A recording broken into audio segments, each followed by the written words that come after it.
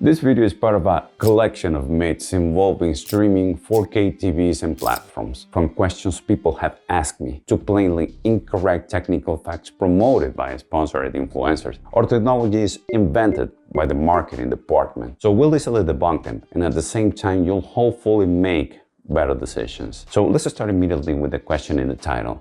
Which streaming service offers the best quality? In this first round, Apple TV is the one offering the highest quality, but trusty old YouTube also delivers an equally high bitrate. The unit is megabits per second, which is what we'll use to compare these services. Following then on the chart are Netflix, Disney Plus, and Paramount. And to the annoyance of anime fans, Crunchyroll. I should clarify that Crunchyroll has just started streaming in 4K in selected countries, but they have already had some quality issues with their services in the past. Okay, that's it. I watched 1 minute of video. I don't need to know anything else. The best streaming quality is for Apple TV Plus and YouTube. End of story. The world is simple.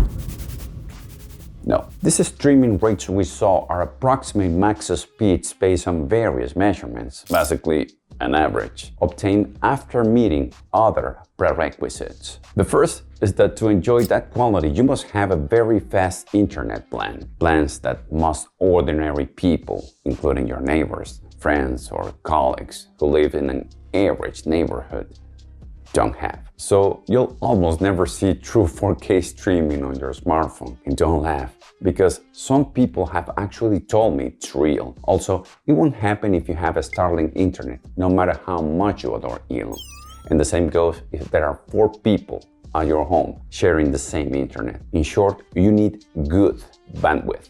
I'll use the Starlink comment to introduce another variable, ABR, or adaptive bitrate streaming. This is a dynamic parameter that measures the connection speed of the device you're using to watch the video and adjusts the resolution based on that speed. That device can be a phone, your TV, or your PC. If your device has a slow or unstable connection, the streaming platform will never send you a 4K stream. That's because the platform will be sending you video that you end up watching stuttering or constantly buffering. But it's also a way for companies to reduce load and bandwidth on their servers. I can tell you YouTube learned this the hard way and implemented Dash, which unofficially saved them between 30 and 40% in bandwidth. I mentioned YouTube because it was operating before modern streaming services. Now, another variable that will make you say, I knew it, is throttling. As you may have experienced, your SIP does not always give you the same speed.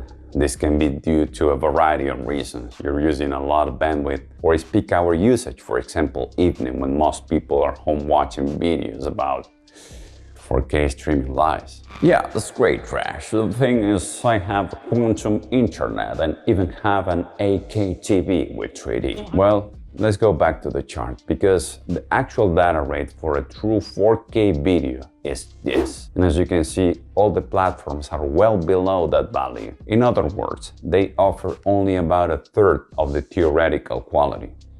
True 4K has a bitrate between 90 and 130 Mbps.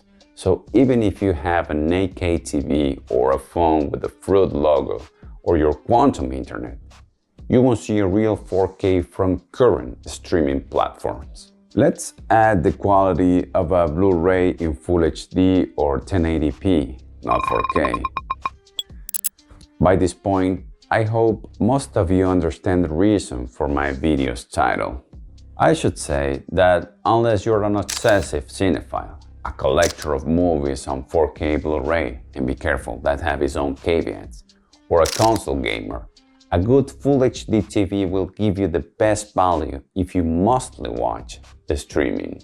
So does the resolution of my TV really matters? Yes, but combined with the size of the window where you're watching the video.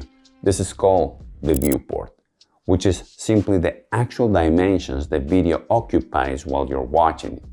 On your TV, you usually watch full screen, but on your smartphone it's smaller, or on a PC in a floating window. It's the same video, but viewport size varies. Streaming services detect this and lower the resolution because it's physically impossible to see so much detail if the viewport is so small. This saves bandwidth for the streaming platforms, but it can save your data and even battery on your smartphone. And it's even better when you turn off the screen and play only the audio. At the start of the video I said in this first round. Yes, because in the second round we'll look at two additional services, Kaleidoscape and Sony Pictures Core. You'll know this one if you have a PlayStation, or at least you have heard of it. For Kaleidoscape, well, you can start with something around $3,000. The recommended starter pack is actually from $7,000 to $15,000 because you not only need a special video player but also a small server that lets you store movies. You can buy movies from prices from $20 to $30 depending on popularity or recency. They stay on your mini server, so technically it's not a streaming service. Of course, here you will need a super fast internet. Sony Pictures Core, while quite fast and claiming movies in IMAX format, has main limitations in catalog availability and requires a Bravia TV to get maximum quality. Audio is high quality, but compressed. Sony offers around 2,000 movies, while Kaleidoscape offers over 14,500 titles from different studios and platforms. Other limitation is that, for example, Kaleidoscape is available only in the United States, the United Kingdom, and Canada. Additionally, if you own a superjet that sails in international waters, you can subscribe to the Kaleidoscape Marine Movie Service. Sony is available in more countries than Kaleidoscape, but still has limited availability, as you can see. So that's the truth about your 4K streaming services, screen size, and internet provider. Think carefully before overspending on something you won't be able to see.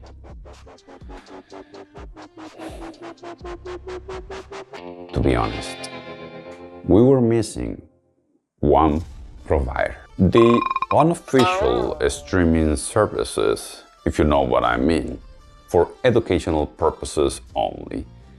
Generally, the quality of these services is around 720p. By the way, be very careful installing apps on your TVs or worse, on your smartphone, as they have been linked to credential theft and device hacks. And that wraps this different kind of video that's now part of re.mental.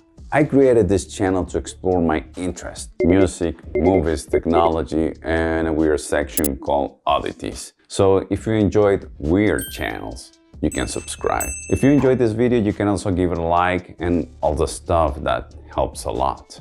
Now, if you like a quick explanation of some of the metrics YouTube uses to manage its stream, I made a short video that's available here on the channel as short and all my other social media. It's very short and to the point, called YouTube Stats for Nerds. I'm Rash, and I'll see you in the next re.mental video.